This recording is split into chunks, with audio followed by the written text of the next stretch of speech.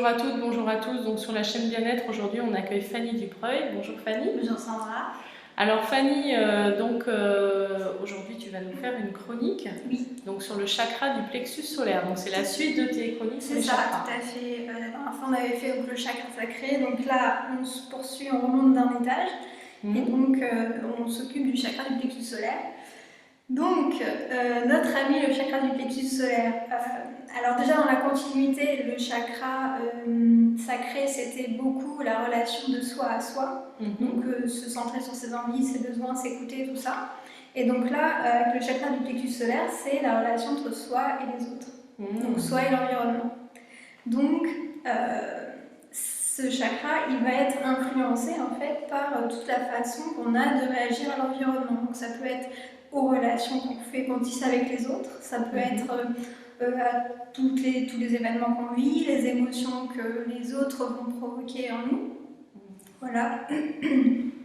Et donc c'est essentiellement vraiment modulé par tout ce qu'on vit, la façon dont on a de le réagir, de l'intégrer, de le digérer. Parce que du coup, ce chakra, il est très très relié à tout notre système digestif.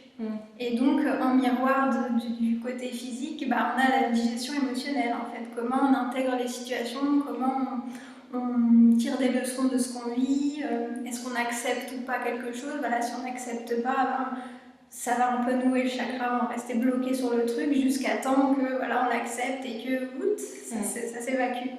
Donc là, on est vraiment sur les émotions, on est sur vraiment la digestion, l'acceptation et comment est-ce que j'exprime mes émotions ou pas vis-à-vis de ce qui se passe autour de moi. Voilà, comment j'exprime aussi aux autres ma façon de vivre les choses, etc.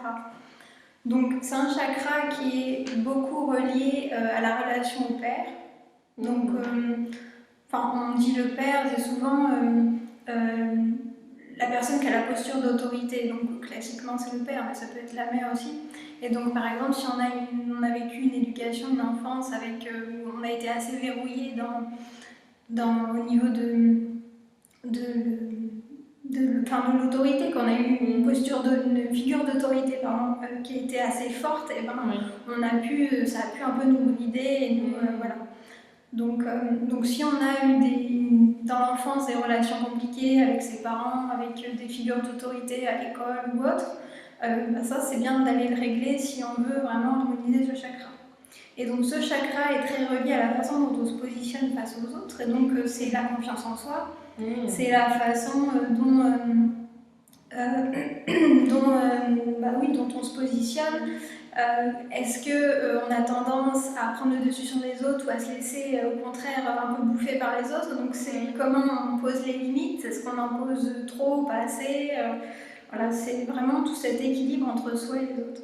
Puis finalement, moi, ce que tu dis là, ça me fait penser aussi, c'est le plexus solaire. Donc c'est aussi un côté comment je rayonne. Est-ce que je rayonne? Comment je rayonne vis-à-vis de moi-même, vis-à-vis des autres?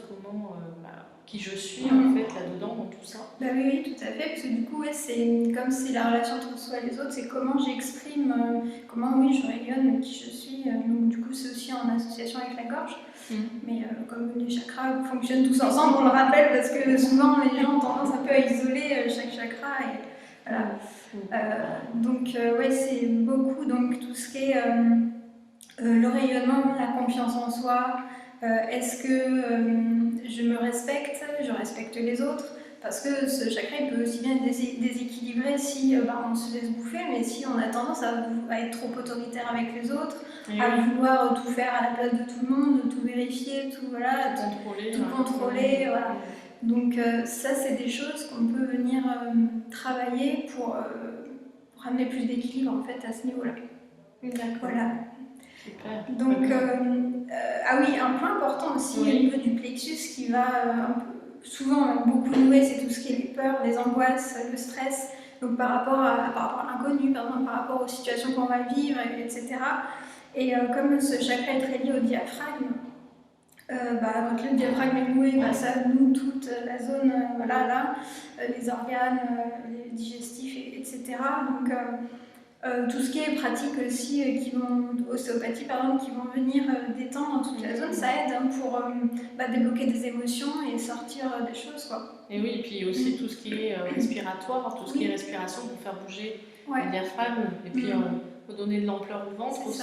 C'est ça. Et donc aussi au niveau, ce qu'on peut faire pour aider vraiment à rayonner, c'est toutes les pratiques qui vont nous aider à prendre confiance en nous, à mieux se positionner dans l'espace. Donc ça peut être faire du théâtre, l'expression corporelle, la danse, voilà, tout ce qui va aider vraiment à ouvrir, quoi. Et ça peut être même la façon, j'y pense, la façon dont on se tient, si on est tout le temps un petit peu recroquevillé sur soi, c'est pas la même chose. Déjà, on se sent pas pareil dans sa tête que quand on se redresse vraiment, et que vraiment, là, on sent que ça s'ouvre. C'est ça. Donc, c'est plein de choses comme ça. Il n'y a pas besoin de connaître de l'énergétique, d'aller forcément, il faut aller voir quelqu'un si bien sûr ça va pas, mais c'est plein de petites choses sur lesquelles on peut agir. Et aussi la façon, c'est un chakra qui est très relié à la joie, à la façon de rayonner la joie, si on est content, tout ça. Donc rien que le fait de sourire, même si on n'a pas forcément le smile au début, de sourire, notre cerveau, quand on sourit, le cerveau il se dit bon bah il est content, donc on va sécréter toutes les endorphines et tout, et on devient content en fait. Donc c'est voilà, tout un tas de petites choses sur lesquelles on peut agir et qui vont aider, quoi. Et finalement, c'est aussi une manière de se mettre dans un cercle vertueux ou non. Par rapport à ce que tu dis, c'est vraiment ça, c'est qu'en fait on peut activer quelque chose de positif, et se mettre dans une émotion, dans des émotions positives qui vont avoir un impact positif sur notre plexus solaire. Complètement. Bah oui, parce que c'est vachement la façon de se sentir, de se positionner, ou par exemple quand si on se dit bah voilà, j'ai jamais de chance, je suis toujours persécutée par tout le monde, dès qu'on se place dans ce truc de victime, des fois on le fait même sans s'en rendre compte, et de toute façon je pense qu'on le fait tous à un moment donné sans s'en rendre compte, hein. Mais déjà de faire ce petit switch au niveau mental, de se dire bon bah allez, non, je me reprends, on y va, je suis capable, je vais y arriver, je vais réussir à poser des limites, je vais réussir à relever ce défi, voilà, je vais réussir telle chose que je me suis fixée. Tout ça, ça aide un petit peu un petit peu beaucoup, hein. Parce que quand on le fait un peu tous les jours, n'empêche, ça peut venir vite, hein. Donc c'est plein de choses comme ça qui sont importantes. Je regarde si il n'y a pas des... Je crois qu'on a fait vraiment le tour global, il me semble. Est-ce qu'il n'y a pas des couleurs aussi qui peuvent nous aider dans ces cas-là? Je pense au jaune notamment. Oui, le jaune, tout ce qui est doré, solaire, tout ça. Donc que ce soit en vêtements à porter, les pierres qui vont aider, donc tout ce qui est pierre jaune, la citrine, il y a la pyrite, il y a la fluorine, enfin voilà, il y a tout un tas de choses. Et il y a les huiles essentielles aussi. Oui. Donc les huiles essentielles, ça a adapté en fonction de si on a besoin d'être calmé ou d'être un peu boosté. Mais par exemple, si on a tendance à être assez angoissé et tout ça, tout ce qui est camomille romaine, ça va aider à se détendre.